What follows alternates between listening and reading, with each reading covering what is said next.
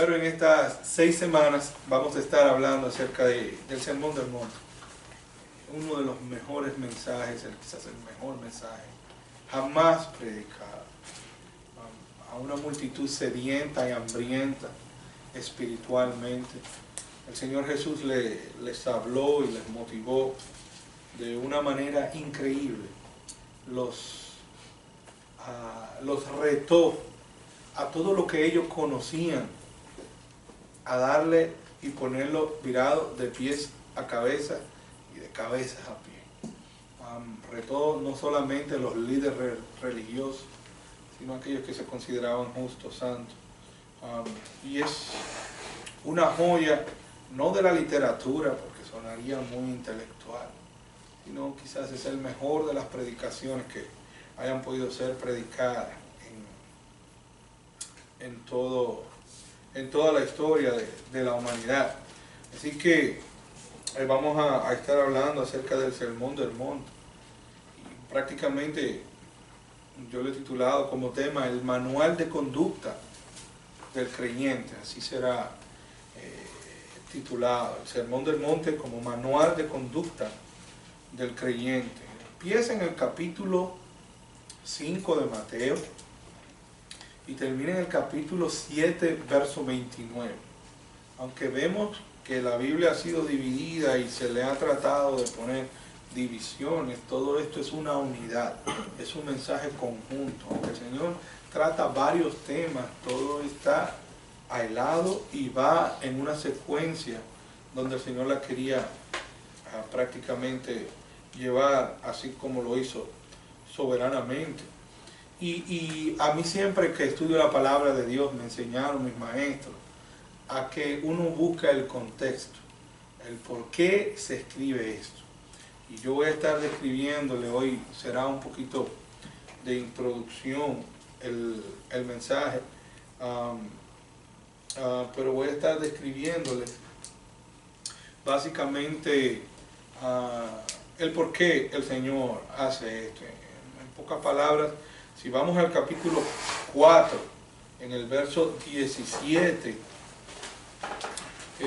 tiene su origen. Dice la Biblia que después que el Señor empieza su ministerio, verso 17 dice, desde entonces comenzó Jesús a predicar y decir, ¿cuál era el centro? Es increíble, pero el Señor Jesús no deja a la mente o a la ingenuidad o a su oidor, no le deja pie para pensar que interprete, que crea lo que él va a predicar. No, el Señor Jesús inmediatamente dice cuál es el centro de su predicación. ¿Y cuál es el centro de la predicación? Mateo 4:17 dice, desde entonces comenzó Jesús a predicar y a decir, ¿cuál era el centro de su predicación? Arrepentíos, porque el reino de los cielos se ha acercado. Este era el centro del mensaje de Jesús, basado igualmente a lo que ya ustedes habían oído de Juan el Bautista, que predicaba un evangelio y un bautismo para arrepentimiento.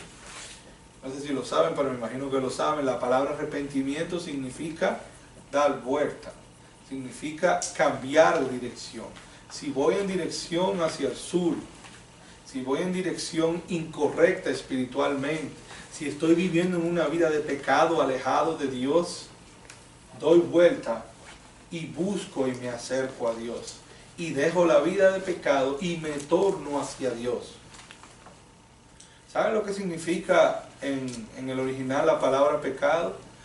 Significa fallar el blanco. Imagínense que ese es un target, así como la tienda muy famosa que tiene un target, un tiro al blanco. Cada vez que el hombre trata de hacer una acción, no le puede dar al centro de la voluntad de Dios, porque nuestras obras, dice la Biblia, son malas. Romanos 3:23 dice que todos hemos pecado y que todos estamos destituidos de la gloria de Dios. Y también dice Romanos que no hay bueno ni siquiera uno.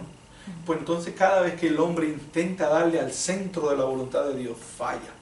Y en el original eso quiere decir la palabra pecado, que fallamos de darle al centro de la voluntad de Dios. ¿Por qué? Porque actuamos bajo nuestro propio criterio, bajo nuestra propia manera de vivir. Y el mensaje del Señor empezaba con esta palabra: arrepentíos, cambiar, volver al Señor, den un giro, porque el reino de los cielos se ha acercado. En otras palabras, está aquí. Los profetas Daniel, Isaías, casi todos los profetas menores, Amós, Joel, habían hablado de un Mesías, de un enviado, de un elegido de Dios, que sería aquel que traería el reino. Los judíos estaban esperando un rey que los librara del imperio romano. Pero ese Mesías ya vino. Pero gloriosamente no vino como un rey coronado que estaba en un palacio, vino como el hijo de un carpintero. Y quería ser rey sobre todas las cosas de los corazones, y luego ser rey físico de un imperio. Entonces, en ese sentido, el Señor le está diciendo: el reino de los cielos está aquí. ¿Quién era el reino de los cielos? Jesús. Él mismo había llegado. Dice Juan que Él puso su tabernáculo, dice Juan, y aquel verbo, 1:14, habitó entre nosotros. Y la palabra habitar dice tabernaculió, sería el verbo. O sea, el tabernáculo que estuvo en medio del campamento en el pueblo de Israel, donde la presencia de Dios estaba, ahora estaba moviéndose en el pueblo de Israel. Y dice la palabra de Dios que habitó entre nosotros. Y vimos la gloria como del unigénito del Padre, lleno de gracia y de verdad. El reino de los cielos está aquí. ¡Wow! ¡Qué maravilla! Y todo el mundo, como dice el profeta Isaías, su capítulo 63, le veremos sin hermosura para que no le deseemos. Porque nadie casi oía el mensaje que él predicaba. Había que abrir el corazón.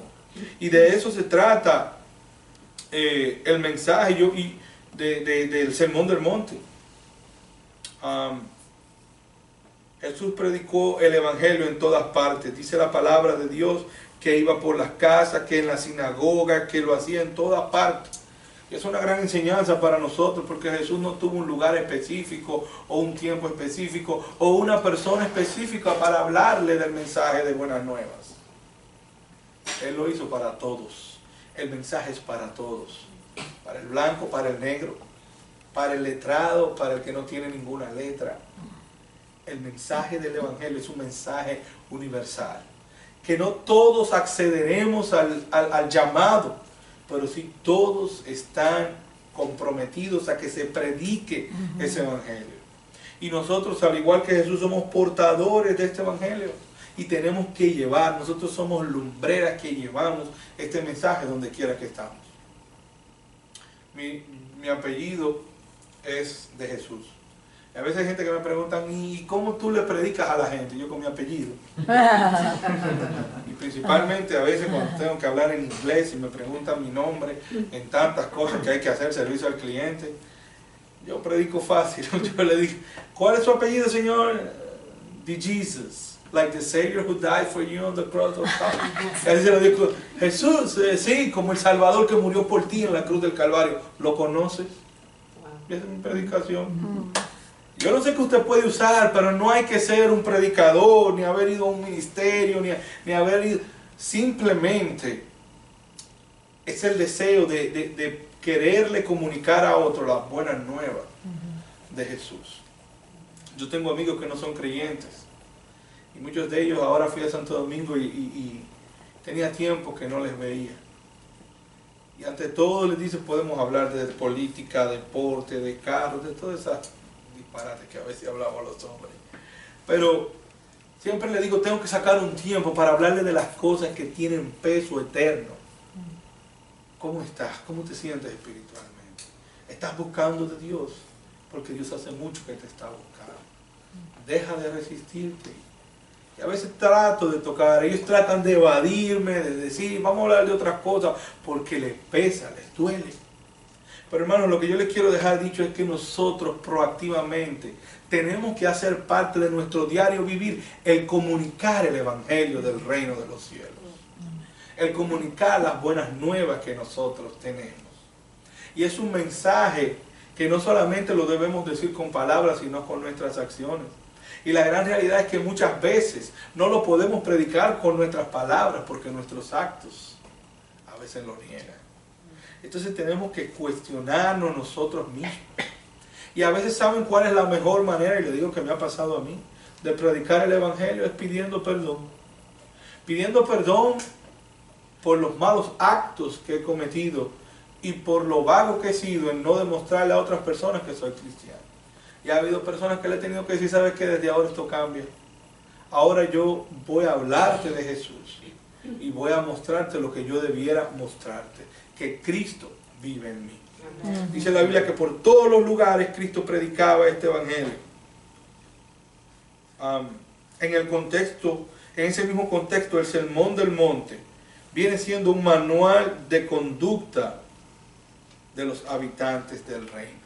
El Señor dice en pocas palabras, arrepentíos porque el reino de los cielos se ha acercado. Este es un mensaje para que todo el mundo lo entienda. Nadie que alegue que yo no sé, que mi capacidad intelectual no está... No, arrepentíos que el reino de los cielos se ha acercado. Ese es el mensaje de Jesús. El Sermón del Monte viene siendo el modelo de conducta de cómo el que ya se arrepintió y el que es ciudadano del reino debe vivir. Entonces, cuando nosotros entramos al capítulo 5, estamos viendo el modelo de conducta. Alguien dijo, o lo llamó un comentarista, la constitución del reino de los cielos es el Sermón del Monte. Así como los Estados Unidos y cada país que es soberano tiene su propia constitución, sus leyes, el Sermón del Monte viene siendo como la constitución del creyente, de aquellos habitantes del reino de los cielos, de los cuales yo soy uno de ellos. ¿Es usted uno de ellos? Amén. Somos habitantes del reino de los cielos. Y el Sermón del Monte, como les decía, empieza en el capítulo 5:1, pero termina en el 7:29. Si Dios lo permite, hasta ahí vamos a estar estudiando, pero tiene un pasaje paralelo, que es Lucas capítulo 6, desde el 17 al 49. Y es bueno sí que ustedes lo anoten, porque aunque Lucas no es tan explícito en el contenido del Sermón del Monte, sí lo vamos a estar usando para ver la introducción, porque Lucas da unos detalles que Mateo nos da acerca del entorno en el cual se desarrolla el Sermón del Monte. Así que posiblemente ustedes tengan que ir y ayudarme leyendo en Lucas. El verso clave del Sermón del Monte es Mateo 5:20. Si alguien lo puede leer, si alguien lo tiene ahí, para que así lo podamos hacer un poquito más dinámico. Mateo 5:20. Ese es el verso clave del Sermón del Monte. Es como el verso céntrico que resume el mensaje del Sermón del Monte. ¿Cómo dice? Porque os digo que si vuestra justicia no fuere mayor que la de los escribas y fariseos, no entraréis en el reino de los cielos. Amén. Entonces, básicamente, el Señor le está diciendo, ese sería el Sermón del Monte en un resumen. Sería el Sermón del Monte en un resumen, en 5:20. Si vuestra justicia no es mayor que la de los escribas y los fariseos, no entrarán al reino de los cielos. Si los escribas y los fariseos, que se autodenominaban como de la ultraderecha, como los más radicales, como los que llevaban la ley de Dios, si ese es su estándar de vida, déjenme decirle de antemano, dice el Señor, ustedes no van para el reino. Y cuando uno dice, wow, pero esta gente, y vamos a ver unos pasajes, eran gente totalmente estricta con la ley. Los fariseos y los escribas eran sumamente estrictos. llevaban la ley como algo más que religioso, algo que lo vivían de pasión, pero estaban sinceramente equivocados. Mateo capítulo 5 me llama mucho la atención, porque antes de leer el verso primero, en Mateo 4:23, y quiero que veamos el contexto en que el Señor está hablando, ya vemos que Él está hablando en los diferentes ciudades. Si alguien me puede leer en Mateo 4, del 23 al 25, se lo voy a agradecer.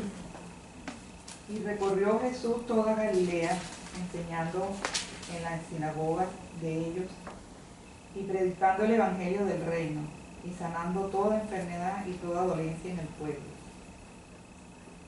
Y se difundió, ¿perdón?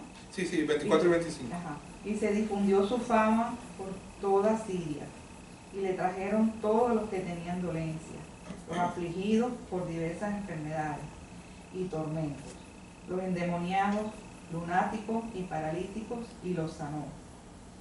Y le siguió mucha gente de Galilea, de Decápolis, de Jerusalén, de Judea y del otro lado del Jordán.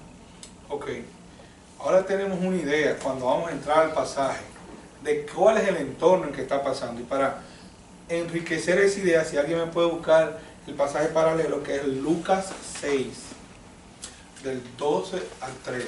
Lucas 6, del 12 al 13, se lo voy a agradecer.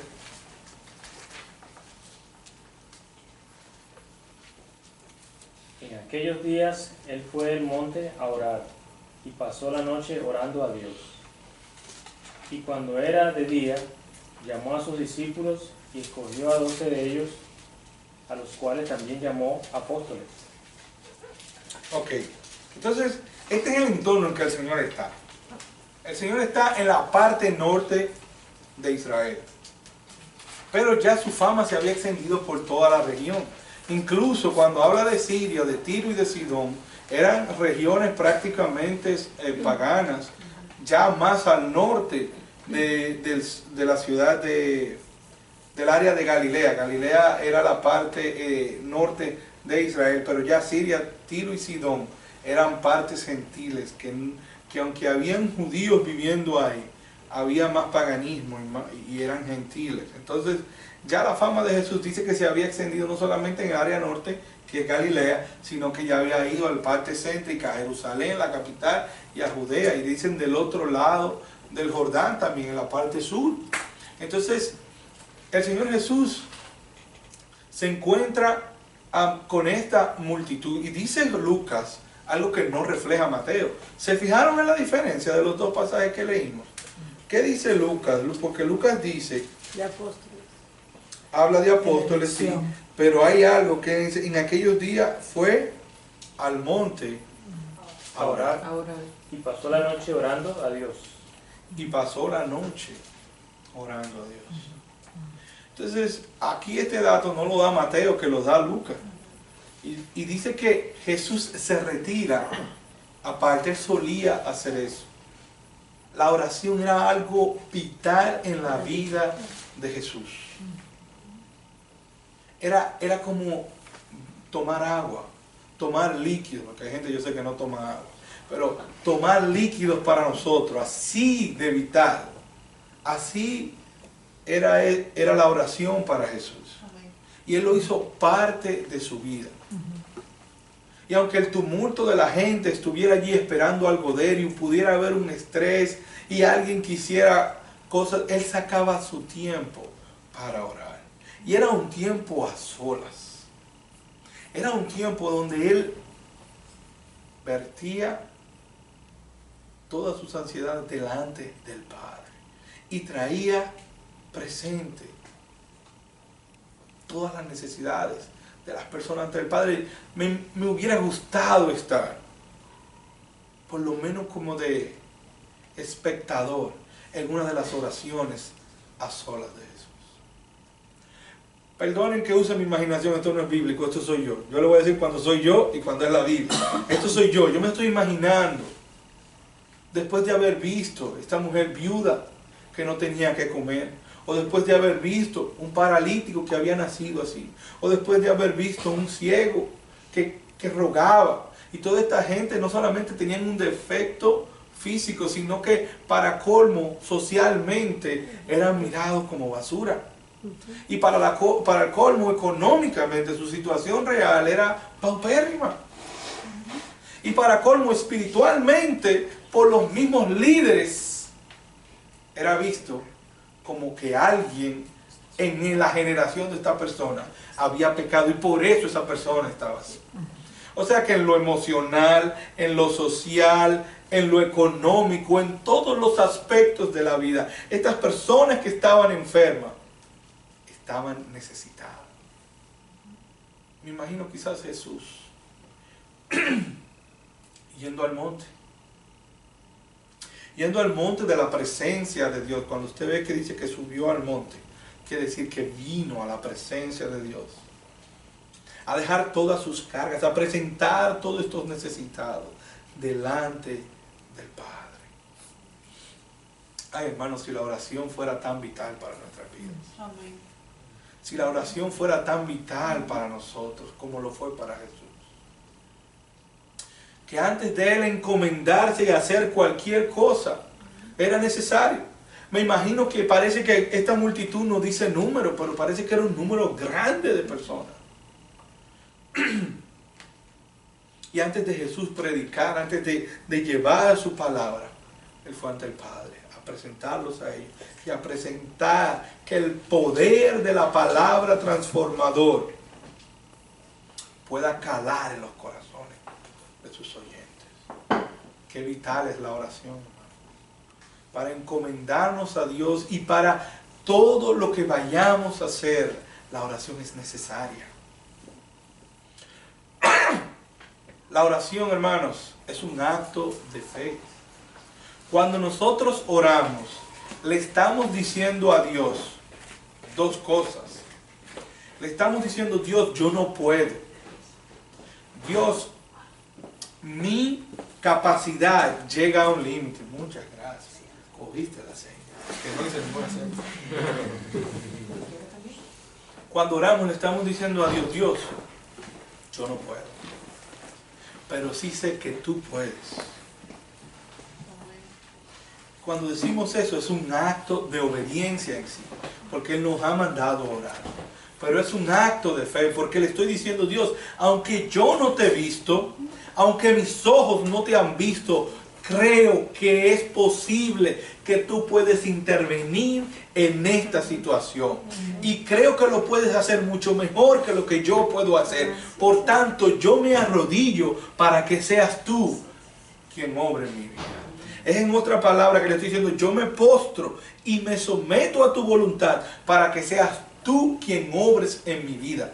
Crea dependencia de Dios y se lleva toda la ansiedad.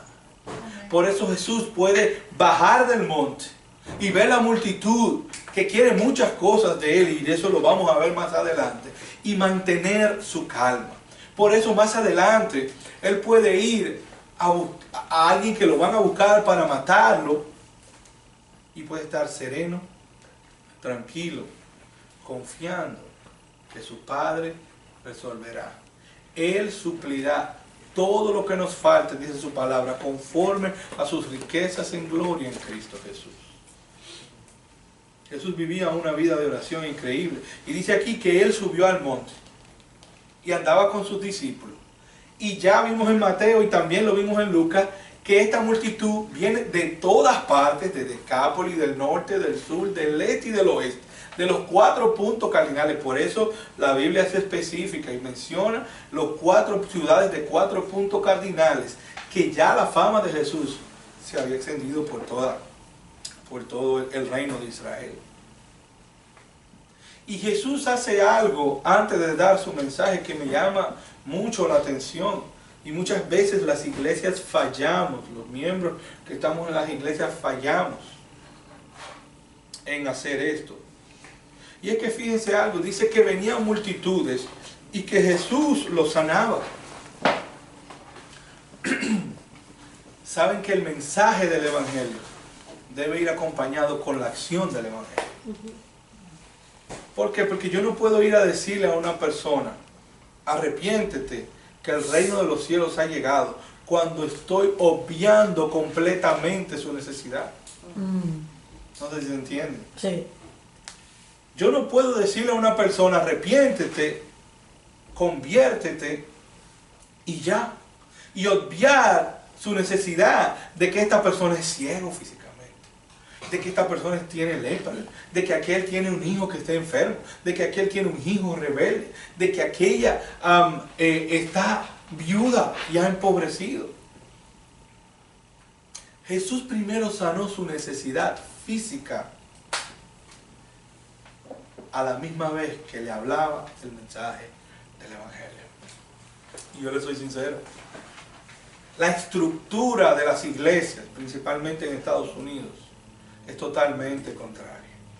Queremos traer personas, tener templos muy grandes, pero esos templos muy grandes y esas estructuras jerárquicas crean un problema de ministerio, donde las iglesias gastan el 80% de los recursos que entran, a veces en sueldos y en gastos de los edificios. Y muchas de ellas solo tienen un 10 y algunas, las mejores, tienen un 20% para ministrar, cuando debiera ser todo lo contrario. Cuando nosotros debiéramos dedicar más recursos para la obra de Dios. Debiéramos dedicar más recursos para llegar al necesitado, para sanar al hambriento, para crear facilidades para la viuda y para el huérfano. Alguien me oía decir en la radio que trabajaba con centros de adopciones, que el problema de la adopción se acabaría si las iglesias se dedican simplemente a adoptar los niños que en los Estados Unidos están huérfanos. Dice que no quedaría ni uno, decía esta mujer. O sea, las iglesias tienen que ser más proactivas en el mensaje que llevan, vivirlo. Y ¿saben qué? Por ese y otros problemas hemos perdido nuestra voz en la sociedad. Y por eso no nos escuchan. Yo le llamo el síndrome de Job, el síndrome de Lot. ¿Saben lo que le pasaba a Lot? Dice la Biblia, Lot era sobrino de Abraham. Y Lot dice que midió el valle de Sodoma y de Gomorra y se veía lindo. Y como Abraham le dio a elegir, dice la Biblia que él iba acercando sus tiendas cada vez más hacia Sodoma y hacia Gomorra. Y cuando ya usted termina de leer el capítulo, dice que Lot entró en la casa, o sea que ya vivía en Sodoma y en Gomorra.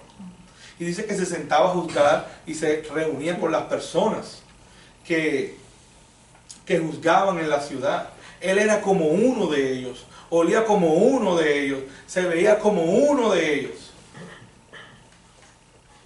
Y cuando llegan estos ángeles a anunciarle a Lot que van a destruir a Sodoma por su pecado, los hombres dicen que estaban ya tan corrompidos. ¿Y quiénes son estos hombres de hermoso parecer? Sácalo para que nosotros le conozcamos. La palabra conocer en el Antiguo Testamento quiere decir tener relaciones sexuales con ellos. Y Lot estaba tan culturizado como ellos, que lo que le dice es, no hagan tal mal, hagan otro peor, cojan a mis hijas, que son vírgenes. Tremenda conclusión de Lot. Ya se puede saber el estado espiritual en que él estaba. Si no hubiera sido por la misericordia del Señor, que siempre interviene en la vida. Pero yo le llamo esto el síndrome de Lot. Nos hemos parecido tanto al mundo que el mundo ya no respeta a la iglesia. Y es constante cuando uno oye de personas inconversas y uno le predica el evangelio. ¿Cuál es la primera excusa? ¿Para qué? Para ser como fulano y fulano, que es un pecador, que se fue con aquella, para ser como tal pastor que se llevó el dinero de tal iglesia y dividió aquello, y te sacan todos los defectos que han visto de la iglesia. ¿Y saben qué? En muchas ocasiones tienen razón, aunque eso no los justifica. Un día tendrán que dar cuenta delante de Dios. Pero ¿qué les quiero decir? El Señor Jesús llevaba tanto el evangelio verbalmente como lo llevaba socialmente. Y nosotros tenemos que vivir ese mensaje, mis hermanos. Muchas veces nosotros queremos ser muy legalistas y quererle predicar un evangelio a una persona y esa persona no nos oye. ¿Saben por qué? Es porque no estamos mirando la necesidad de esa persona. Y el Señor usaba esta técnica. ¿A qué vinieron? ¿Quieren pan? Le decía a los discípulos, dale pan.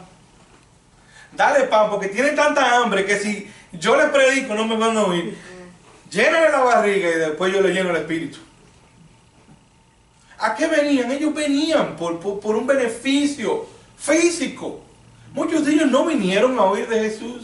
Muchos de ellos ya habían ido donde brujos, donde médicos, y vinieron a donde Jesús para ser sanados como otra opción más. No porque eran creyentes, sino porque en su desespero de su situación vinieron donde Jesús. Grata sorpresa para muchos de ellos, porque dice aquí que los endemoniados eran sanados, que los paralíticos eran levantados. Y el Señor seguía anunciando el mensaje del Evangelio. Hermanos, esto es algo vital para nuestras vidas, no solamente para nuestras iglesias, sino nosotros como creyentes. Cada vez que vayamos a decirle a alguien que Cristo le ama, trate de llevarle el pan o de cubrir esa necesidad física o espiritual o emocional que tiene esa persona. Porque entonces de verdad nos pondrán atención. Entonces de verdad nos escucharán. Yo sé que hay muchos programas de evangelismo, como le llaman, explosivos, que ellos dicen, bueno, tú quizás no vas a ver una persona muchas veces, así que predica el evangelio y dile los 4 pasos del evangelio y vete. Yo pienso que es posible en un entorno, en algunas ocasiones, pero las personas que nosotros conocemos, nuestros familiares, las personas que están cerca de nosotros, que la vemos constantemente, muchas veces lo que necesitamos es oír sus necesidades y luego darle el evangelio. Y quizás tendremos un resultado diferente. Dice la Biblia que Jesús subió al monte. Pero saben que en el mismo verso primero del capítulo 1, me encanta porque dice la Biblia, viniendo la multitud, subió al monte. Estamos en el capítulo 5:1. Viendo la multitud, subió al monte y sentándose vinieron a él sus discípulos. Fíjense algo. Ustedes ven ahí en ese mismo primer verso 2 tipos de personas, 2 tipos de grupos. ¿Lo pueden ver? ¿Cuáles son? La multitud. La multitud Y los discípulos. y los discípulos. El Señor ya ha sanado la multitud. Este es el contexto. Sube al monte a orar. Posiblemente, como dice Lucas, que subió al monte para orar por sus discípulos. Y luego los elige. Él iba a tomar una decisión grande y primero lo puso en oración delante del Padre. Y luego viene y elige a 12 de sus discípulos. Parece que había más discípulos. Pero habían sus discípulos, los otros discípulos y luego la multitud. Estaba el grupo de los 12. El resto de los discípulos, porque Lucas dice que entre sus discípulos eligió a 12. ¿Ven el detalle? O sea que había más discípulos, pero 12 estaban en la cercanía de él. 12 eran los que estaban cerca de su corazón. 12 eran los que iban a recibir el privilegio de una enseñanza especial de parte de Jesús. 12 fue lo que él eligió para cambiar y transformar al mundo. 12 eran los que iban a tener la autoridad, como dice Lucas, de luego ser apóstoles. Discípulos quiere decir aquellos que están a los pies de su maestro. Apóstoles quiere decir que fue lo que se convirtieron luego de la resurrección, aquellos enviados. O sea, un apóstol es como un representante, es como un diplomático que lleva la autoridad del peso de su gobierno a otro y tiene autoridad para decirle, mi gobierno dice. Esos eran los apóstoles, aquellos que venían ya con el peso de la autoridad de Cristo para proclamar oficialmente el evangelio del reino. Y aquí yo veo 2 grupos increíbles de personas. Dice que estaban los discípulos y estaban las multitudes. Los discípulos son aquellos que siempre están a los pies de Jesús. Los discípulos son aquellos que siempre están dispuestos a escuchar. Y como yo les decía a los que llegaron primero, en la Biblia cuando habla de escuchar, no es solamente el acto de oír auditivamente. En la Biblia escuchar quiere decir aquellos que escuchan, lo guardan, pero lo ponen en práctica. En la Biblia, hasta que usted lo pone en práctica, no ha escuchado. Y esos son los discípulos de Jesús. Los que están a sus pies para escuchar, pero para poner en práctica. Tenemos que tener mucho cuidado con eso, hermanos, porque nosotros somos discípulos de Jesús. Y muchas veces lo que nos gusta es escuchar. Pero no ponemos en práctica. Sabemos mucho de la Biblia y poco de su aplicación en nuestras vidas. Si eso no pasa, vamos a vivir vidas inefectivas, vidas que no son efectivas para la gloria de Dios. El discípulo escucha y pone en práctica. Dice la Biblia que también estaban las multitudes. Estas multitudes, yo estoy seguro que ahí había gente que 3 años después estaban cerca del monte Calvario gritando: crucifícale, crucifícale, crucifícale. Yo digo que el único lugar que yo voy donde hay mucha gente es si hay comida. Pero normalmente hay un adagio, creo que griego, que dice: voz populis, voz Deus. Voz de la popularidad es la voz de Dios. La voz de los muchos es la voz de Dios. Y hay gente que me lo ha dicho y yo digo: oh sí, entonces fue la voz de Dios que gritó: crucifícale, crucifícale, crucifícale. A veces tenemos que tener mucho cuidado con la multitud, porque les soy sincero, donde hay multitudes hay muchos problemas, y donde hay multitudes no quiere decir que están bien, al menos que no sea comida. Yo digo, si es comida, hay mucha gente porque es buena, o sea, vale la pena, pero después para todo lo demás es incómodo. Y dice que allí estaban las multitudes. Y esto me llama mucho la atención de la vida de Jesús, porque Él no se dejaba impresionar. Él sabía que esas multitudes estaban ahí para auparlo, para decir loores cuando Él sanara a alguien. Pero su corazón no estaba con Jesús. Por eso, fíjense algo, y les doy este dato. Los milagros que Jesús hizo eran simplemente una señal mesiánica. Era para que el pueblo de Israel entendiera que cuando alguien estuviera sanando los ciegos, levantando paralíticos, anunciando el evangelio y hasta levantando muertos, eso eran señales que solamente lo iba a hacer el Mesías. Pero saben que mucha de la gente que Jesús sanó no eran creyentes. Y los milagros no cambian vidas. Y hoy en día hay un afán porque recibe tu milagro. Y yo oigo en los programas de radio, y ahora llegó la hora del milagro, y vamos a ver los programas de televisión, y usted ve que hay un afán de hacer énfasis en el milagro. Y nos olvidamos del Dios de la obra. Y nos olvidamos del Cristo que salva. Y nos olvidamos del mensaje glorioso del Evangelio, que es el mayor de los milagros. Que yo, que era un pecador y que vivía en tiniebla, ahora se ha transformado y se ha llamado Hijo de Dios. Ese es el mayor de los milagros, la conversión. El hecho de que un Dios soberano se fijara en mí, que soy una basura, y transformara mi vida, es el mejor de los milagros. Amén. Yo he querido mi milagro. Yo he querido que el Señor me ponga cabello. Y no lo he recibido. Una ofrenda, una ofrenda. Por $100 que te va a ofrecer un Pero le soy sincero. Él quizás me dijo, pero mejor porque ya no termina de afeitarte, ahora siento la brisa de una manera especial. Usa gorra, usa gorra. Hermanos, el mayor de los milagros es la regeneración que el Espíritu Santo hace en la vida de los creyentes. Porque es un milagro, la conversión es un milagro que tiene su origen en Dios. Y nosotros somos beneficiarios de esa gracia y de esa misericordia. Pero ahí están las multitudes. Hay que tener cuidado con las multitudes.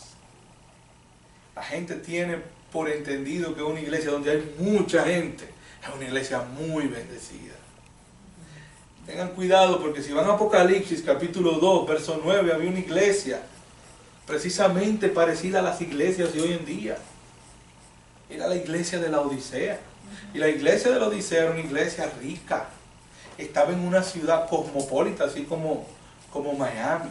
Una ciudad donde el comercio era increíble. La ciudad de la Odisea era una ciudad portera, y la mayoría de las ciudades que tienen un puerto, pues hay mucha comercialización. Y aparte de eso, la ciudad de la Odisea había ideado un ungüento para los ojos que era famoso, un colirio que ayudaba para sanar los ojos. Y ellos eran la ciudad de visión, la ciudad de la luz. Tenía aguas termales que tenían azufre y servían para la piel. Tenían aguas frías que bajaban de la montaña, tenían aguas calientes y tenían aguas tibias, que donde se juntaba la fría y la caliente. Tenían puertos, tenían una iglesia hermosa. Y el Señor le dice: tú que dices que eres rico y eres pobre, tú que dices que ves y eres ciego, por cuanto ni eres frío, ni eres como las aguas frías, ni eres caliente, ni eres ni una cosa ni la otra, sino que tibio, y si estás entre medio, yo te vomito de mi boca. ¿Ustedes alguna vez han usado agua tibia para vomitar? De verdad funcionan. Llévense, la Biblia no está relajando. Yo una vez creía que me había intoxicado y lo que tenía era tremendo dolor de riñones, pero me había comido algo y creía que me había intoxicado y me dio un dolor increíblemente grande. Y alguien me dijo: toma agua tibia, casi más caliente. Y me tomé el agua tibia, miren, y no pasaron 30 segundos cuando yo vomité todo. La sorpresa mía fue que después que vomité todo, me siguió el dolor. Y de ahí para la clínica, porque eran los riñones y no era nada del estómago. Pero después los riñones, cuando duelen, uno no sabe dónde que le duelen en todas partes, y a veces es tan intenso que se siente en el estómago. Pues mire, eso le dice el Señor a la iglesia de los Odisea: por cuanto ni eres frío ni eres caliente, y lo que eres tibio, ni una cosa ni lo otro, ni impío ni cristiano, sino entre los dos, medio pie en la iglesia y medio pie en el mundo, yo te vomito de mi boca. Y tú eres ciego, tú crees que tú tienes un colirio, y le dice el Señor: compra de mí, compra de mí. Y vamos a ver que eso es lo que el Señor adquiere aquí en el Sermón del Monte, y habla a las personas. Ya casi estamos terminando, pero vamos a empezar esta parte de introducción. Y yo les quiero dejar esta pregunta de reflexión.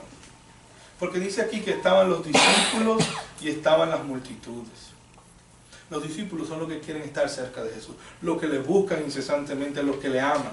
La multitud está dispuesta a irse con cualquiera. Está esperando un beneficio solamente de Jesús. No está ahí para servir, no está ahí para dar, está solamente para recibir. ¿Qué tipo de la multitud somos nosotros? ¿Somos discípulos? Somos más de la multitud. Es una gran pregunta. Es una gran pregunta para nosotros hacernos. Cristo tenía tiempo para instruir a sus discípulos en la palabra de Dios.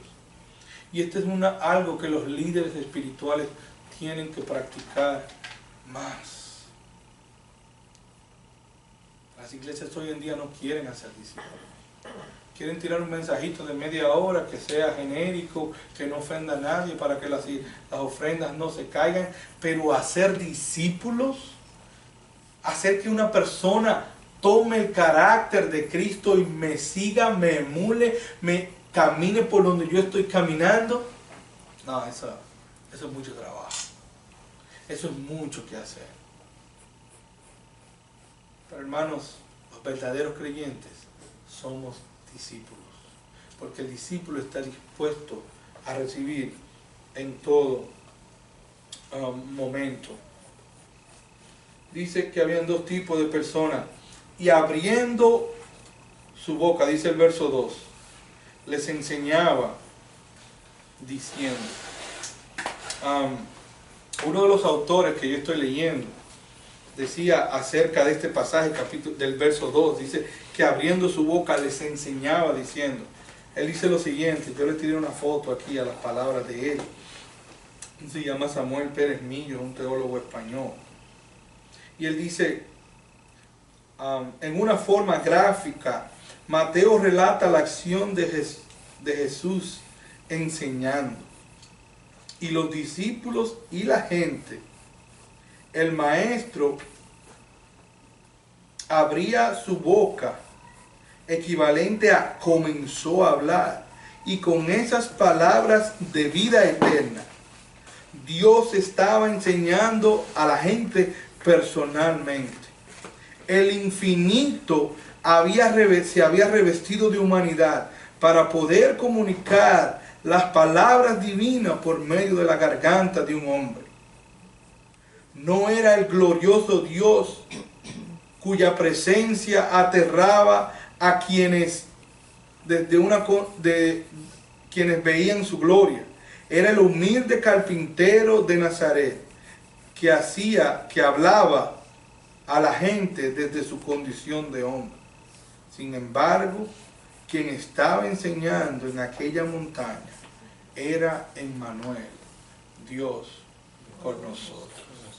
El original decía, y a él abrió su boca, y de él salió el aliento, el mismo aliento de vida que salió en Génesis. Así son sus palabras, aliento de vida. Y como dice este escritor, el infinito vino a los hombres. Y contrario a esa enseñanza que hubo cuando Moisés, ¿saben algo? Dice que el pueblo temió, porque oía el estruendo de las bocinas y el monte temblaba, y había un humo y un fuego cuando Moisés, y dice que el pueblo tuvo miedo. Y uno dice, pero tuvo miedo fue a lo físico que se veía, el temblor del monte, la presencia de Dios que se sentía. No, eso no fue el miedo. ¿Usted sabe a lo que ellos le tuvieron miedo? A los 10 mandamientos. El miedo no fue al temor del monte. El miedo fue a la ley que Dios le puso. Y ellos no querían cumplirla porque estaban acostumbrados a vivir en Egipto. Y a eso era que ellos le tenían miedo. Pero sin embargo, aquí está otra vez el maestro de vida abriendo su boca para darle palabra de vida eterna a una multitud sedienta. Y empieza diciendo, bienaventurados. ¿Bienaventurados quién? Quizás nos vamos a quedar en la primera de las bienaventuranzas. La palabra bienaventuranza quiere decir dichoso. Dichoso.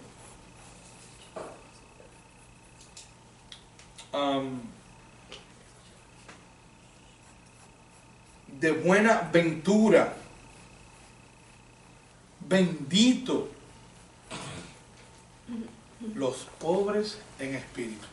Y fíjense algo. Fíjense la primera declaración que hace el Señor en el Sermón del Monte. Esto no fue palabras rejugadas que uno combina aquí, no es como si fuera un rompecabezas. No. Esto va uno tras uno tras uno, tiene una secuencia. Y fíjense el primero de ellos. Bienaventurados, benditos son los pobres en espíritu. ¡Qué contraste! ¿Cómo puede un pobre ser bienaventurado? La pobreza, eso no da nada bueno. Nada bueno. Nada bueno. Pero el Señor le está diciendo, bienaventurados los pobres en espíritu. ¿Quiénes son los pobres en espíritu? Bueno, como ya no tenemos mucho tiempo, la palabra pobre en espíritu quiere decir aquellos que mendigan espiritualmente. Son aquellos que espiritualmente se declaran en bancarrota para enriquecerse de la gracia y de la misericordia de Dios. Aquellos que han renunciado a todo para ganar a Cristo. Esos son los pobres en espíritu. ¿Qué está diciendo el Señor?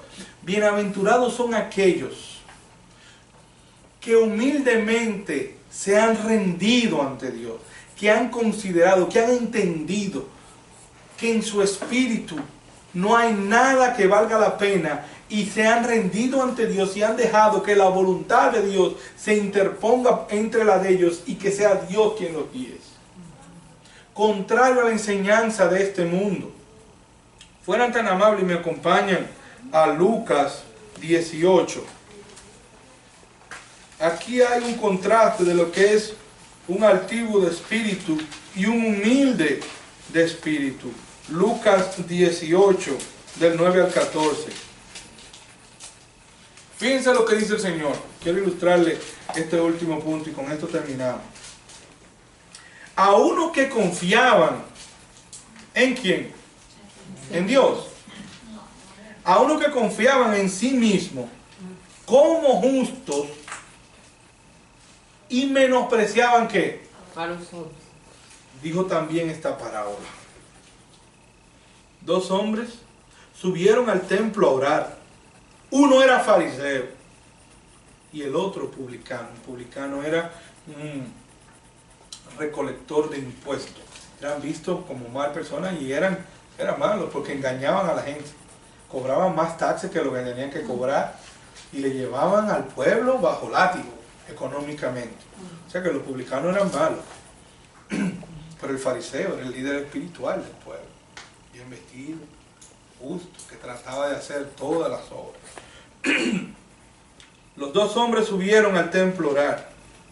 Uno era fariseo y el otro era publicano.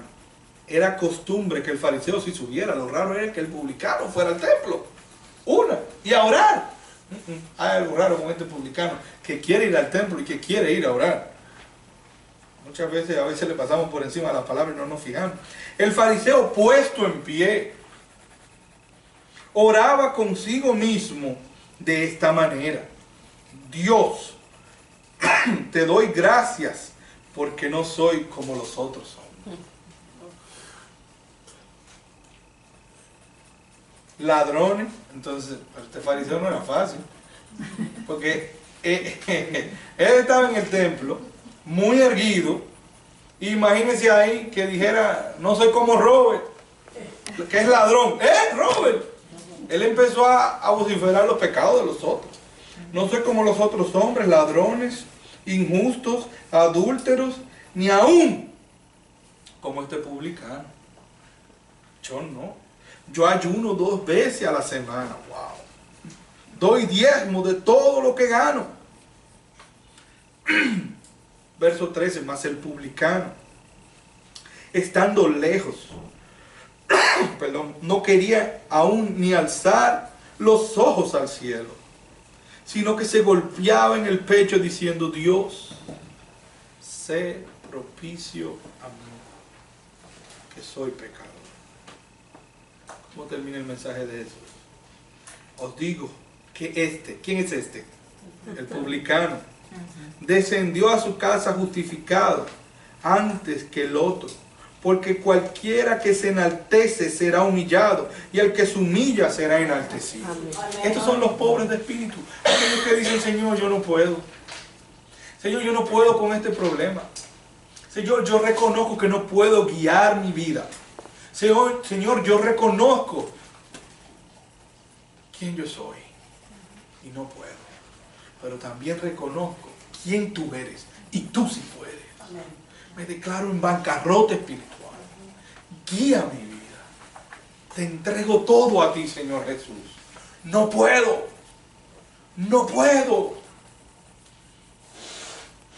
Yo en Facebook hoy oía uno de los diseñadores más famosos en Santo Domingo de moda. A los 6 años fue violado por un primo. Y estudió en colegios que eran separados, incluso en un colegio evangélico. Y ahí tenía relaciones homosexuales por 56 años de su vida. Este hombre practicó la homosexualidad. Y hace 3 años conoció a Jesucristo. Dice que estaba rebelde contra Dios. Siempre, toda su vida fue una vida de rebeldía. Es increíble. Si me siguen, me ven en Facebook, pueden leer su testimonio. Yo le decía a Dios, si es verdad que tú existes, quítame esto, porque ya yo no puedo. Él ha estado con dignatarios, reyes, ha vestido a condesas, a reinas, ha vestido a mucha gente y sentía un vacío enorme en su vida, que nada lo pudo llenar. Y él está dando testimonio en una silla de ruedas, diciendo, finalmente, hace 3 años, Dios me quitó de por sí y para siempre la homosexualidad y ahora soy feliz porque me entregué a Él. Caí en bancarrota espiritual y solo ahí fue que pude ver a Dios y solo ahí fue cuando Él me rescató y me transformó. Esos son los pobres en espíritu. Yo he tenido que seguir la política para ver por quién voto, pero he terminado como concluyendo que no quiero votar por nada. Pero uno de los candidatos más conocidos se le preguntaba, que si, yo no sé si era una pregunta de doble filo, pero le preguntaba que si él era cristiano, y él decía que sí, iba a una iglesia creo que metodista, algo así. Entonces luego le preguntaban que si podía citar su pasaje bíblico favorito, y no tenía ninguno. Y luego se le preguntó que si tenía algún defecto. Y él dijo, no, yo no tengo defecto, no tengo nada de que arrepentirme, pero sí soy cristiano. Y yo, qué paradoja lo que dice el Señor, porque aquí dice el Señor que bienaventurados los pobres en espíritu, los que han reconocido que son los peores de los pecadores. Pablo decía, de los pecadores yo soy el primero, el que más ha pecado soy yo. Por eso soy el que más ama la misericordia y la gracia de Cristo. Porque dice la palabra que al que mucho se le perdona, mucho agradece. Y al que poco se le perdona, poco agradece. Hermanos, miren, yo les puedo decir algo. Yo les decía a muchos de ustedes que yo me convertí a los 16 años. Si yo le hago un cuentos de las cosas que yo hacía antes, entre los 12 y 15 años, ustedes me apedrean y salgo por esa puerta corriendo. Porque no puede ser posible que ese estuviera hoy hablándole a ustedes de la palabra de Dios. ¿Y saben por qué lo hago? Porque le amo a Él, porque he sido llamado a misericordia, porque Él me ha perdonado tanto que tengo una deuda impagable ante mi Señor y le voy a honrar mientras una gota de vida me quede, con mis imperfecciones, con mis defectos, pero le amo por tanto que Él hizo por mí sin yo merecer. Esos son los pobres en espíritu. Los que han reconocido que ellos no pueden, pero que Cristo sí puede. Los que han reconocido y han dicho, Señor, solo contigo puedo. Entonces dice que la bendición para ellos, de ellos es que el reino. De ellos es el reino. Aunque parezca una paradoja, entre los hombres la pobreza es símbolo de maldición. Pero sincero, yo no quiero ser pobre. Eso de pobre no es fácil ser pobre. Ese es en el sistema de los hombres. En el sistema espiritual de Dios, el pobre es el más rico espiritualmente. El que está en bancarrota espiritual es lleno de la gracia y de la misericordia de Dios. Y el Señor está diciendo, sean bienaventurados, ustedes son benditos, ustedes son dichosos, ustedes son los mejores de los hombres, porque se han declarado que no pueden espiritualmente, pero que sí Cristo puede en ustedes. Como decía el apóstol, todo lo puedo en Cristo que me fortalece. Esos son los pobres en espíritu. Si uno no es pobre de espíritu, no entra en el reino de los cielos. Y termino leyéndole el Salmo 51, verso 17, más o menos esto era lo que decía David. Los sacrificios de Dios son el espíritu quebrantado, y al corazón contrito y humillado no despreciará tú. Hermano, hay veces que hay que contristar el corazón. Hay veces que hay que contristar el corazón y entregarlo y ponerlo en las manos del Señor. Salmo 34, 18.